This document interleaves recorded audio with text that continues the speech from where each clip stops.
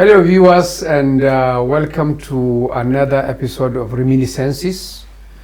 We are bringing you this one from Zaria, the home of Professor Ango Abdullahi, who most people would know was former Vice Chancellor of Ahmadu Bello University here in Zaria, former Special Advisor to President Olusegun Obasanjo in, I believe, food security, and the convener of the Northern Elders Forum, of which he is still active in commenting on national issues. So let me start by asking you about something you said about how you started school. Yes. In those days, you were virtually captured. Yes. and taken to school. How did that happen?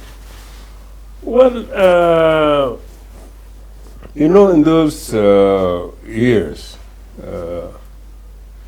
what our people saw in Western education, they refer to it as Boko, Makarantan Boko.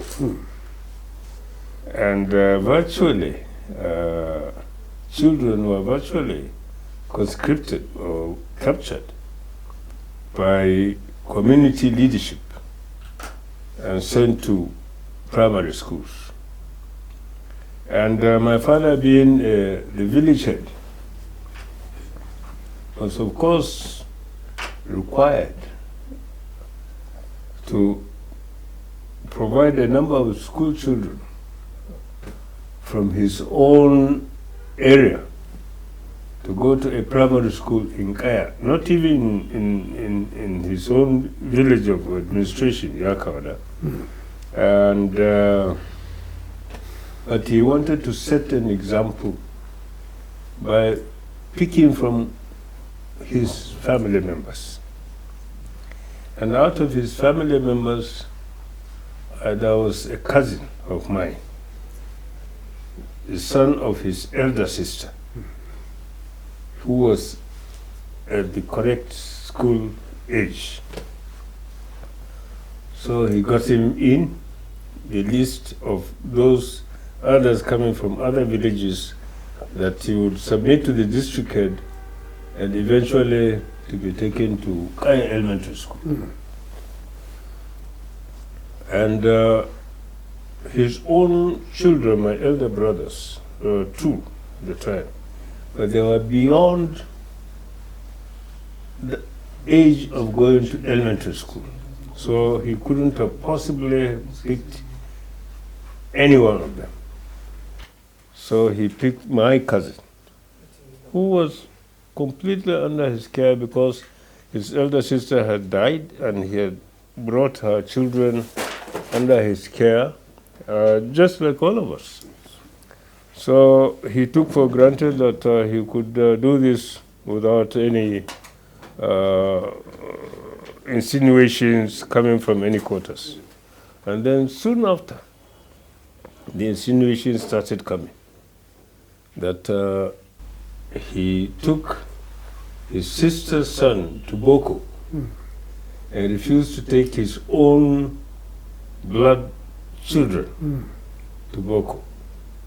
And he had it. Then I was only 6 years old. It really offended him and he was angry. He knew where the comments were coming from. And all he did was to say, I should go to elementary school at that age of 6 years. Of course, at that age of 6 years, at that time, we were talking about mid-1940s. It was strange. Abinda ake cewa ko kaciya ma ba a mishi ba. And of course, my mother reacted. She was very angry. Why should this child be Taken away from home and taken to an elementary school 11 miles away? Okay. He said this is his own decision and that's the way it will have to be. But fortunately, somewhere along the line, the wife of the primary school teacher is younger sister to my mother. So they tried to persuade my mother to understand that this child is going to your sister. It's going to be looked after by your sister. Just like you are going to look after him here, your sister is going to also look after him. So you don't need to worry. She said no. She still doesn't agree, and so on. In any case, decisions at that time are hardly challenged, so I was taken off to Kaya Elementary School together with my cousin, who was then mature enough to go to elementary school. That is the word, how we got this captured. I was virtually whisked away from my mother, who insisted that at the age of 6, I was too young to be taken away from home. Yeah. And that's how it went. Yeah. And I went to Kaya Elementary School at the age of 6 to my aunt, who was the wife of the elementary school teacher. And after spending 1 year, then I was brought back home for the ritual of Circumcision. circumcision. And it is after I had my circumcision at the age of 7, then I went back to school. So from you had, I mean, your education started under those circumstances, but it proceeded so well that you are one of the first set of northern secondary school students to go to Ibadan. Yes. To do your first degree. Yes. I believe this is in the late 50s. Early early 60s. Early, well, to secondary school, early 50s. Yes. It's true. In fact, it was really whether coincidental or whether, that's how Destiny has put it for me. When I was 6, even before coming back at the age of 7 for my circumcision, I was already branded by the teacher, who happened to be, of course, the husband of my aunt. As Yalo Dagari. The reason why he branded me Yalo Dagari was simply because when the older boys were challenged to answer some questions in the classroom, and they could not, or they will not be able to do so, they say, why Yalo Dagari? Let him come and answer this question. You are the youngest in the class. I was the youngest in the class. And that's how it went. And of course, it had consequences, very difficult consequences for me. When there is an elder boy who failed to answer a question, and I was brought in to answer the question, and the teacher was, of course, pleased, and he jeered the older students and so on. The consequence of that was that during break, outside the classroom, I got a lot of beating.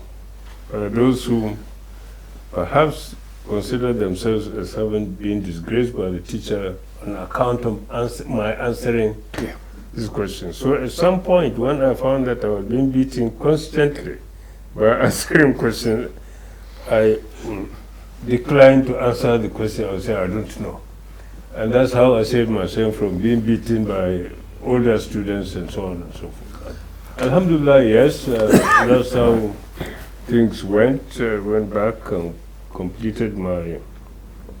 Incidentally, I did not complete my primary education in Kaya. I completed the primary education in Giwa, present Giwa, because a primary school was just being built in the new Giwa, because there is old Giwa, Yes. and there is new Giwa. And the new Giwa was just finishing a primary school, so my father decided that Giwa is nearer to Yakauda. The new Giwa is nearer to Yakauda, so I was transferred in my final year to Giwa Elementary School, and that's from there I passed the exam to come to Zaria Middle School. You know, it was middle school system at the time. From elementary school you go to middle school, and then from middle school, if perhaps you pass your exam, then you go to a grammar school or secondary school. Which was then Government College Kaduna? Government College Zaria. Zaria. Government College Zaria, that was later renamed to Barewa College. Yes. Now, how were you selected to go to Ibadan? It is the only university then, and I imagine it's very competitive to get space from the north. Yeah. That is true. The problem really is that there are very few northerners in secondary school system at the time. In 1950, there are only two government secondary schools in northern Nigeria. Two government secondary schools in northern Nigeria. Government College Zaria, that moved from Kaduna College, what used to be a college in Kaduna, moved to its permanent site in Zaria as Government College Zaria. And a new one was just to be started in Kefi, Government College Kefi. These are the two government secondary schools in northern Nigeria around 1950. So, very few students in secondary schools and so on. Then just about that time, Nigerian College of Arts, Science and Technology was created in three places. One in Zaria, one in Ibadan, and one in Enugu. Then it is from the secondary school results, West African School Certificate results, the students who qualify for post-secondary education were taken to either directly to University College Ibadan to do preliminary studies, or could go to Nigerian College of Arts, Science and Technology in the case of those of us in Zaria, here in Zaria. So that's how, after finishing our school certificate and the results were out and the grades were okay, we qualified to go to Nigerian College of Arts, Science and Technology to do our A-levels, advanced level subjects. We have done school certificate, now we do A-levels in Nigerian College, and from A-levels, if successful, then we move to degree programs at the University College. Yeah. How was life in Ibadan then for you as a northerner, young northerner? Yes. Was it really difficult? Oh, well, yes. The point is this: when some of us arrived in Ibadan, of course, people were even asking questions: "How did you come?" They didn't believe you They didn't qualified. believe that we could be qualified enough from the north to come to University College Ibadan, because it was University College Ibadan. Because it was not even University of Ibadan yet, because it was a University College of University of London. London, yes. So those of us who got our admission into it, then eventually ended up with degrees from University of London, not University College Ibadan. So when we got to Ibadan, the student population then, in 1960, was 2,400 total. And the total number of northern students was less than 400 total. And most of this total came from provinces, northern provinces, other than Kano, Katsina, Zaria, and so on. Most of the students that qualified after finishing our A-levels in Zaria here, were from Kaba, Kwara. Plateau, and the north. Yeah. Southerners north. Southerners north is Southerners north, irrespective of whether it is Sokoto, whether it is Goku, whether it is wherever it is. So the total number of northern students at the time I got admitted into Ibadan in 1961 was just about 240. 240. We found some of our elders who were senior, some of them who were just finishing, people like Garbaja Abdul Qadir, Chief Sandhya Woni, Adamu Churoma, a few of them who were ahead of us in Nigerian College. Iya Abakar had finished, so very few northerners. Was life difficult? Did you blend and make friends and? Well, coming from Zaria and coming from rural background that I came from, of course, here we're lucky in some respect. In the Nigerian college, the Nigerian college population at the time, the mix was not substantially different from the mix I found in Ibadan. Because the students in the Nigerian College of Arts, Science and Technology were from all over Nigeria. So we had the mix of all the major tribes and so on. We made friends with them, well, of course, in different departments. Even in Nigerian College, there was a degree in engineering, but that degree was affiliated to the University of London.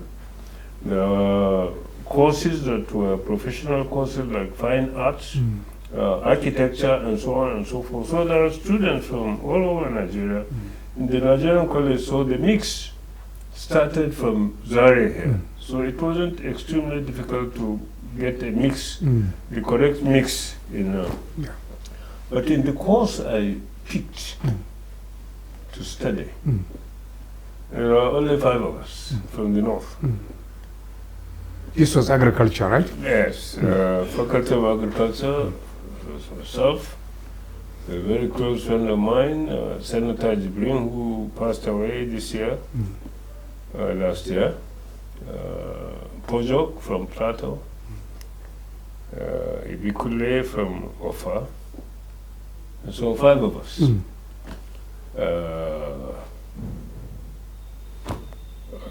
Things are not as easy as that. There is this,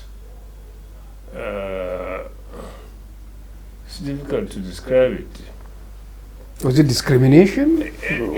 Well, there is this, the politics of the country reflects in the population of students in Ibadan, no doubt. Because the moment you come out of your hall in the morning, you see newspapers laid out for you to buy if you wish, or you can read free and go to classes and so on. And from the headlines, you know which paper it is, and you know who, from which part of Nigeria it is, and so on. And I must say here, and I'd like to emphasize that I don't mean any disrespect. For some of my early lectures, some of them were clearly discriminatory, no doubt. There was one that was my lecturer in chemistry. And our mode of dressing as northerners, kaftans and caps. One day I was doing my practical in his laboratory, and he came quietly behind me and removed my cap. Took it off from your head? Took it off from my head and threw it out of the window. Wow. He said, "Look, My father is a traditional ruler, perhaps just like your own. And you don't come to my class with caps. And when in later months or years, we tried to find out who really he was. We realized he came from a very strong traditional rulership background. And that traditional rulership background was very, very close to the hot politics of those days in Western Nigeria, the Action Group. Yeah. So you see, clearly there was a lot of politicking that reflected the larger society.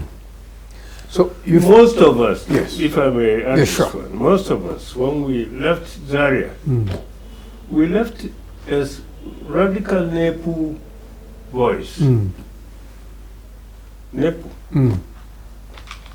But when we got to Ibadan and found that, in fact, our names were hardly called, we were only called Malam. Malam. Malam. Malam. Yes. So you we had no choice yes. but to form MPC club. The secretary of the MPC club is still alive, and Ambassador Ghazali, he's still alive. He's in Borno. He became the secretary of the MPC club, and we became very, very active in the politics of the campus, as well as the politics of the country. So you experienced that, and you. And anything that came, unfortunately for us, there was a crisis between Chief S.L. Akitola government and his boss, his former boss, Chief Olo. And of course, he was in charge of the radio. So anytime we had an article from MPC Club, University of Ibadan, they'll air it. And in the main campus, the student union leaders will say, why are these MPC boys? Why are they making noise so much? And so, because we realize that whether you say you are different from MPC or not, you are just simply Hausa, Fulani, Northern. Finish. So the experience there made you more conservative than when you came. Well, more change our attitudes in some respects, because we thought that politics and our background here in the north, politics. So many of us come from traditional homes, traditional rulership homes, and so on. If you take a few examples, if you take people like Bala Usman, a friend of mine, and if you MD Yusuf and so on, these are royalists, radical politicians, and you can see that in many homes. So we saw politics as an opportunity, exchange of views and ideas, and that these views and ideas are meant to serve the interests of the public. And a guide to this philosophy was no other than a young political leader, Malam Aminu Kano, and so on. So that's why there is this aggregation of young people in the young NEPU club and so on. But things began to look different as we saw the politics being played then was largely on the basis of where you come from or which region you come from, what your ethnic background, and so on. The comments that usually come from newspapers reflected these biases and so on. So there's no way around it. You just have to adjust your thinking, at least for that moment, so that people will understand that your adjustment is to indicate that things cannot be done without reason. There must be a good reason why somebody should just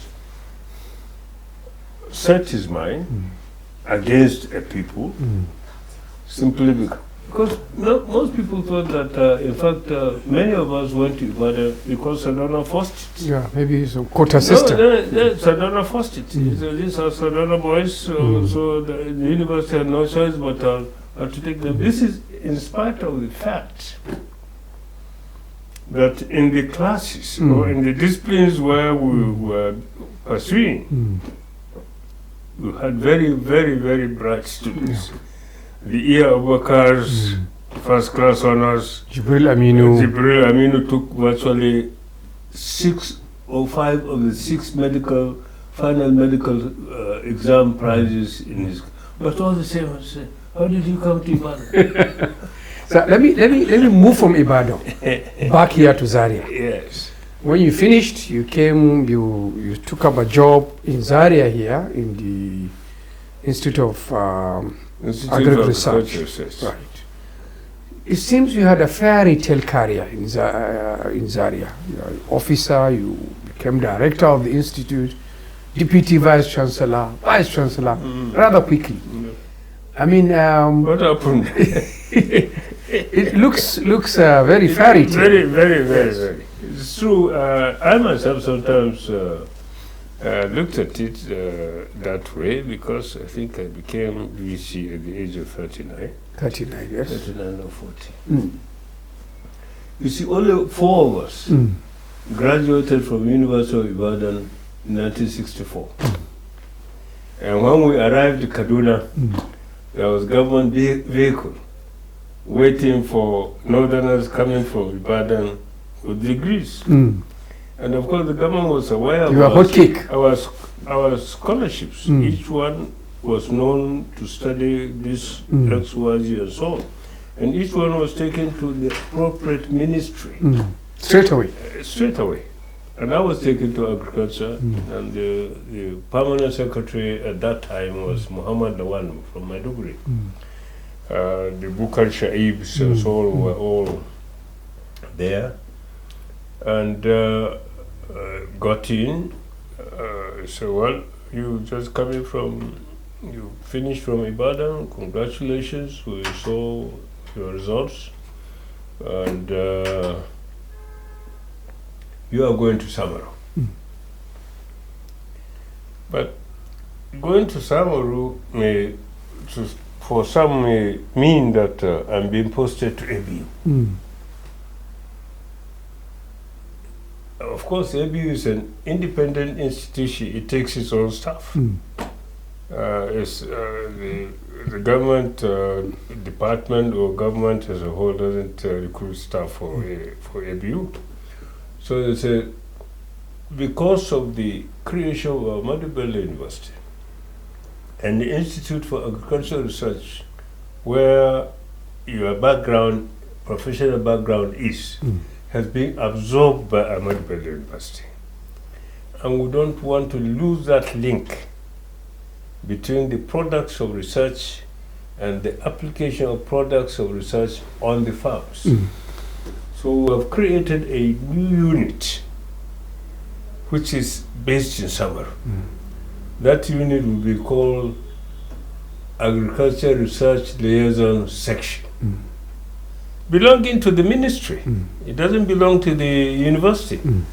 And that's where you go as a ministry staff, posted to Samaru, housed in Institute for Agricultural Research, but your main job is to keep an eye on research results and interpreting these results for the benefit of extension workers who are working with farmers.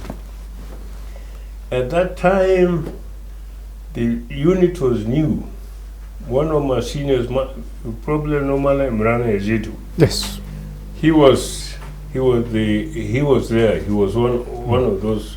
There is Professor Onazi. He's from Benue. He also was posted there. There was Malam Ahmed Jarma, who was from Bauchi. He is a chemist. I found him there. there was a Sierra Leonean who was then the head of the unit, Mr. Pine. So we formed that unit, Agriculture Research and Extension Unit. And our job is not to dig in, become research officers, but become interpreters of research for the purpose of field work to advise extension staff who are agricultural officers, agricultural superintendents, and so on, who are working directly with farmers. You know, the Northern Nigeria government paid so much attention to agricultural development. And in fact, the whole country was dependent on agriculture at the time. And this is why those of us who had to tour virtually every village in the north for the purpose of promoting agricultural development. So that's my first posting. Yes. When I arrived in 1964 to that unit. So I had dual bosses, one directly on my unit, and the other one the head of the Institute for Agricultural Research, who eventually takes care of the research responsibility of the institute, but at the same time he reports to government in terms of what benefits is the research doing for the purpose of agricultural development in northern Nigeria. So that's where we stayed for 2 years. Then 1966, coup came. And we lost our parents, our leaders, our political leaders, and so on. And things began to change everywhere, including change in ABU. When Ironsi arrived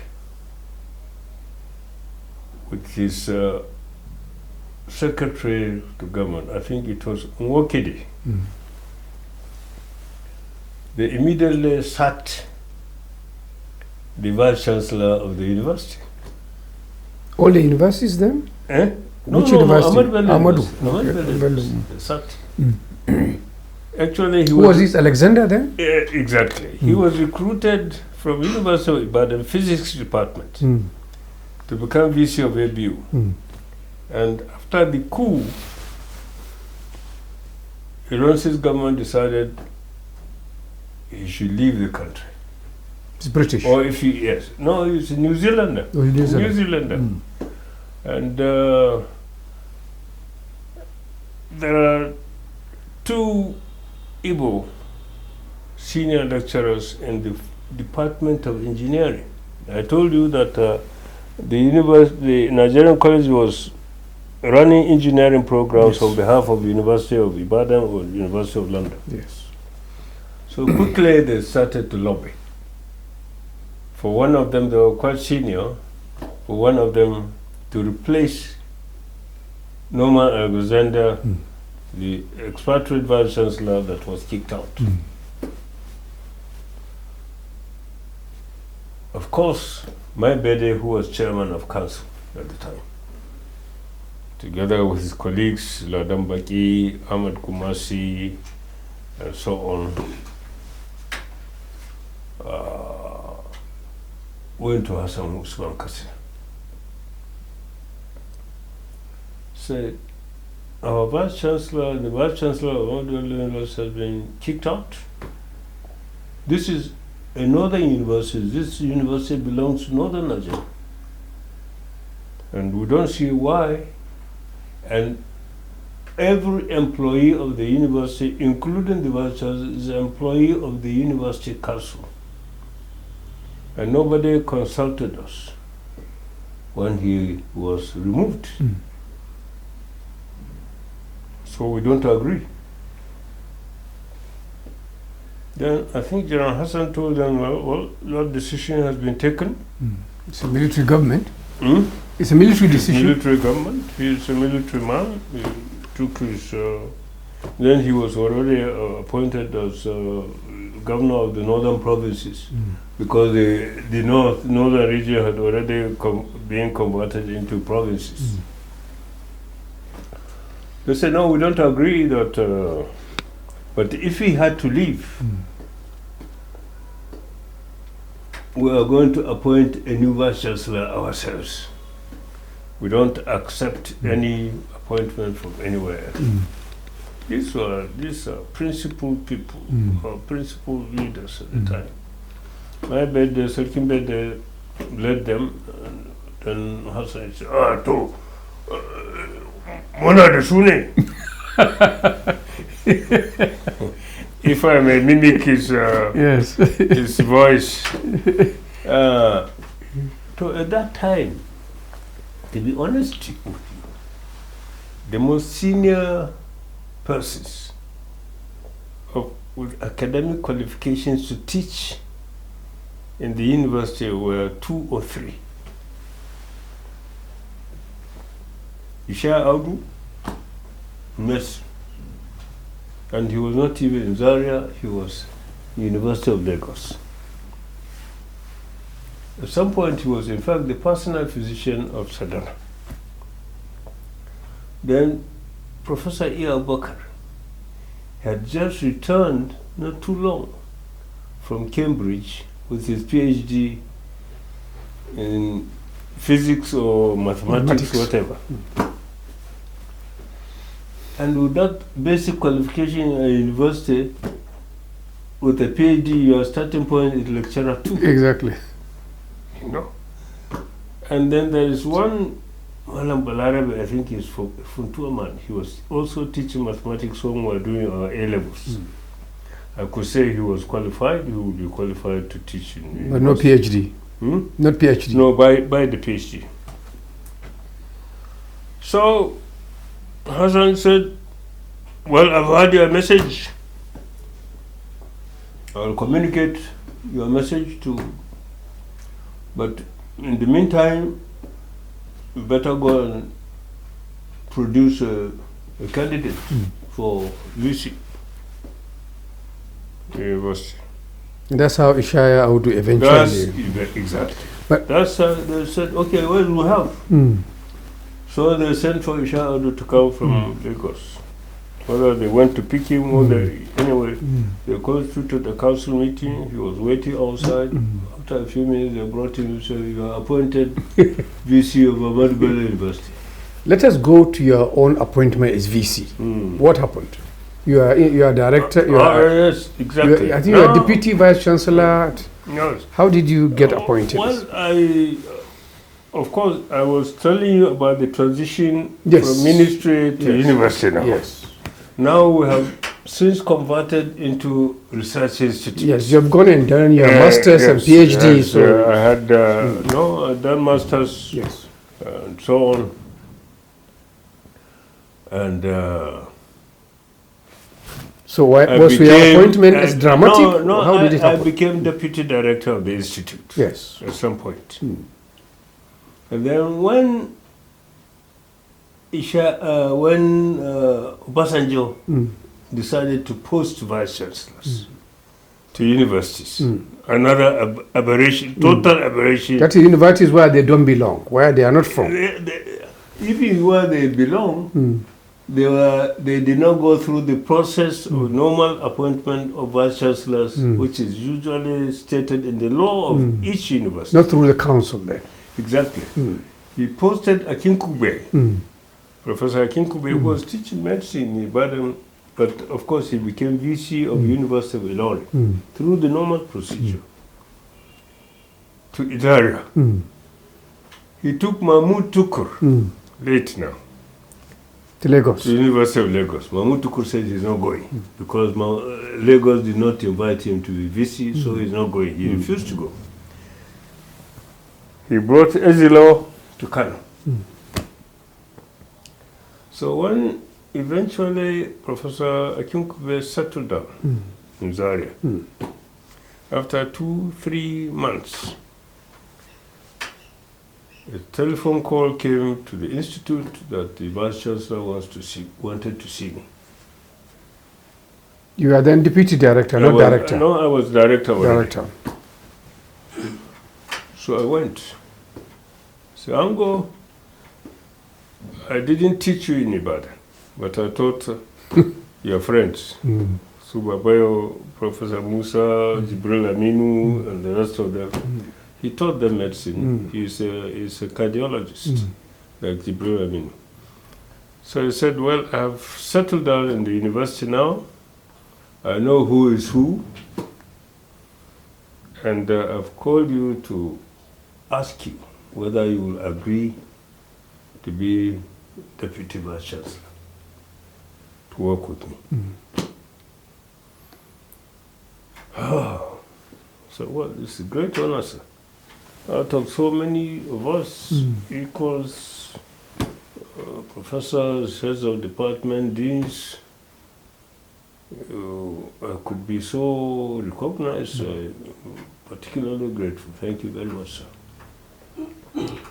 But, sir, I want to ask for a little time to go and consult with my staff in the institute, because this is the largest research institute, in fact, the largest institute in the university, for that matter. For me to know the implications of sharing my time between the main campus and the institute. So I want you to permit me to go and discuss this with my colleagues, and then I'll come back and give you an answer, yes or no. I said, oh, that's very good, and so on.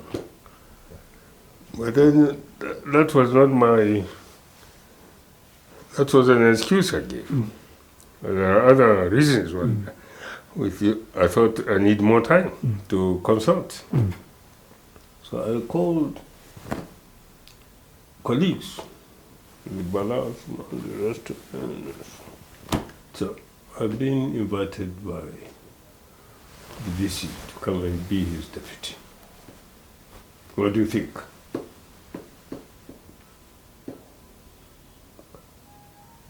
And it was a debate. So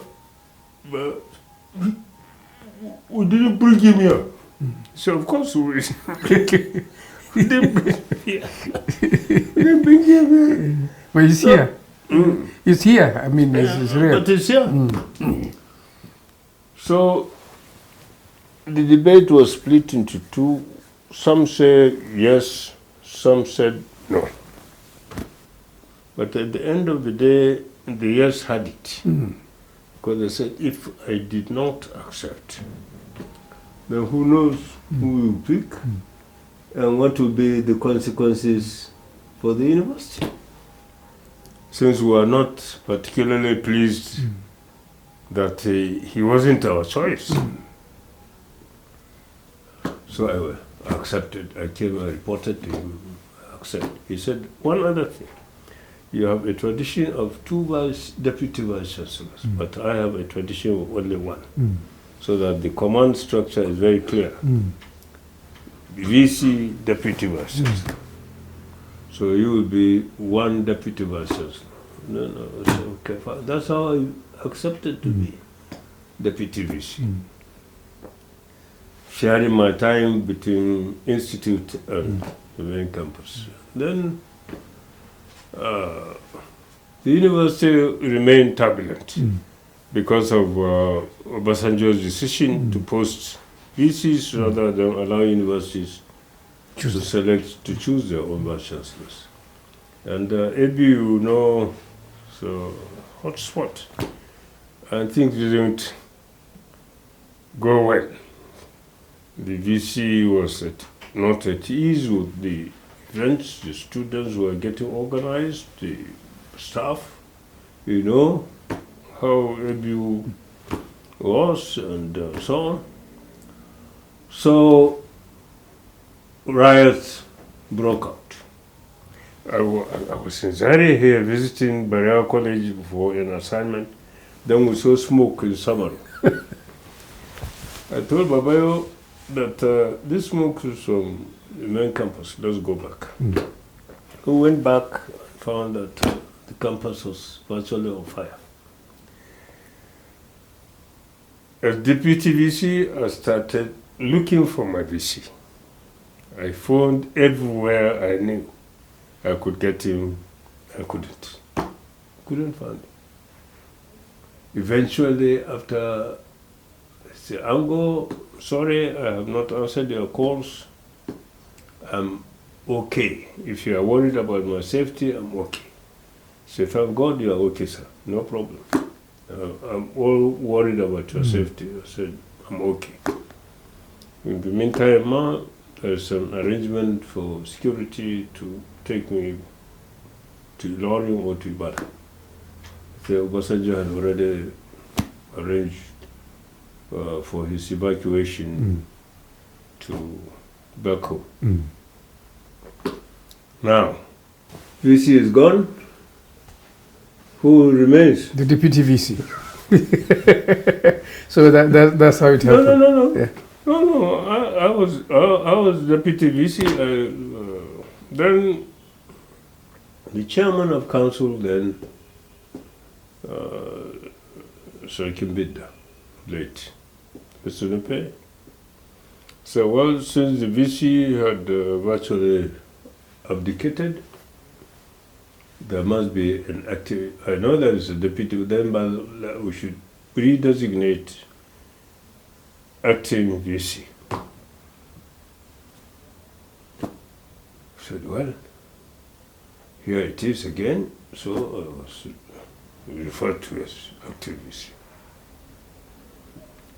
And that was the beginning of a lot of worries for me. Because it's not something that was really... Was there opposition to your being promoted? No, not at all. No. The council was particularly pleased. Then the council gave instruction for adverts to be put out for recruiting a new vice chancellor, which is perfectly the procedure. And we did the hire with them with the registrar. Adverts were put out, and people started to apply. After about 3-4 weeks, the registrar reviewed the applications that had arrived, and they did not see my name because I did not apply. So word got round that acting VC did not show interest. So some of my friends, colleagues started to worry me. Say, you are not applied? I said, I'm not interested. When I was invited to be deputy VC, in fact, I was very reluctant because I was enjoying my job as a research officer, a research fellow in Navy. I refused to apply. So you have to apply. I said, no, I will not apply. By coincidence, at that time, my university was due. So why Ibrahim, who was registrar, came to me, he said he wanted my CV. I said, for what? He said the council asked him for some people to show interest, and some people suggested your name. I told him, even here in ABU, I have not applied, so I'm not interested. So he left me alone. So I refused to apply. People will not know this story until now that I'm maybe telling this to you. And the pressure mounted. You have to apply to provide good leadership for us. I said, no. Me, I'm not really keen in all this. I'd rather do my work in the field as an agriculture. If I have time, based on my research, teach a few courses in the institute. So time was running out, and still I refused to apply. The pressure by many of my professor friends and so on kept mounting. So about 7 weeks to the end of the advert, I asked Yahya Aliyu late, how many candidates have we got now? He said 8. No, 7. 7. 6 from outside and 1. No, 6 from inside, 1 from outside. And he was very polite. He said, but we still haven't seen your name there. I said, because I did not apply.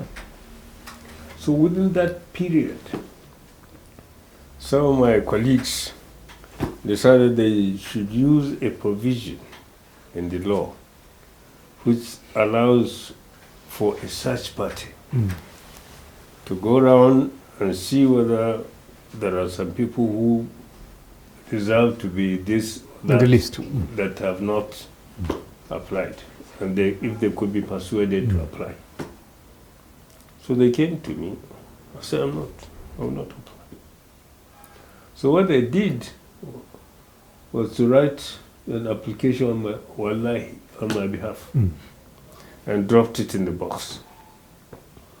When I saw them 2-3 days later, everybody started laughing around me and say, Mr. Candidate.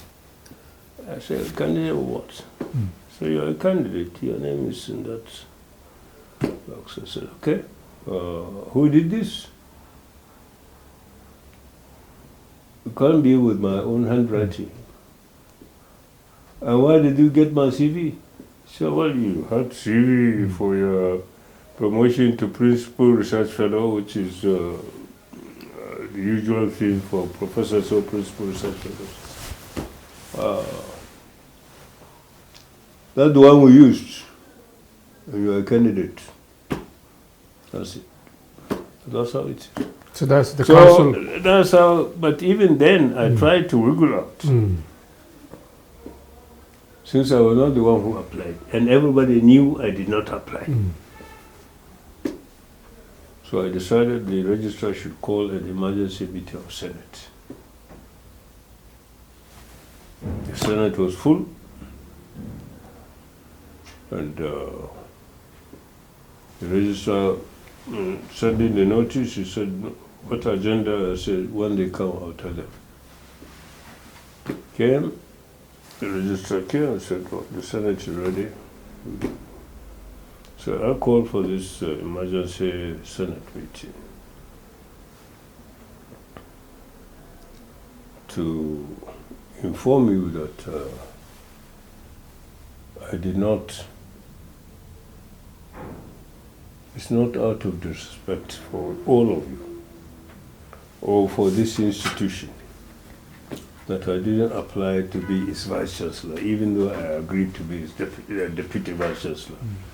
I didn't feel I needed to continue to stay. That's why I didn't apply.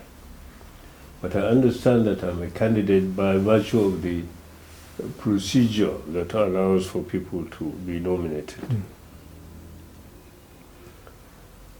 My contention is that universities exist because of senior academics. Senate, that is the apex organ of any university. And the university doesn't rely on the Senate for its whatever. It's not going by the tradition of all the rest is administrative, but this is the core. But that's why I should tell you this. So, well, since the rules allow people to nominate, and they have nominated you, so we'll have to leave it at that. Then I said, okay, fine. But I want another Senate meeting in the next 2 weeks. But the registrar should reproduce the CVs of all the applicants and distribute to all the professors, heads of department, So, but the Senate is represented on the council selection committee. I say, I know. But the council selection committee is not Senate. It's made up of people even from outside the university who don't even know us. So for that, I want another Senate meeting. But the CV of all the candidates should be distributed to all of them. So I really did this. And I give you 1 week to study the CVs, and we'll have another Senate meeting. So your aim is just to make sure this process is transparent? That it's Absolutely. It's not something that because you're acting VC. Because I'm acting you VC, have, I'm trying to corner it, or I'm trying to influence something else and so on. So another week, when the Senate convened, 114 strong. They found there was a ballot box and ballot papers.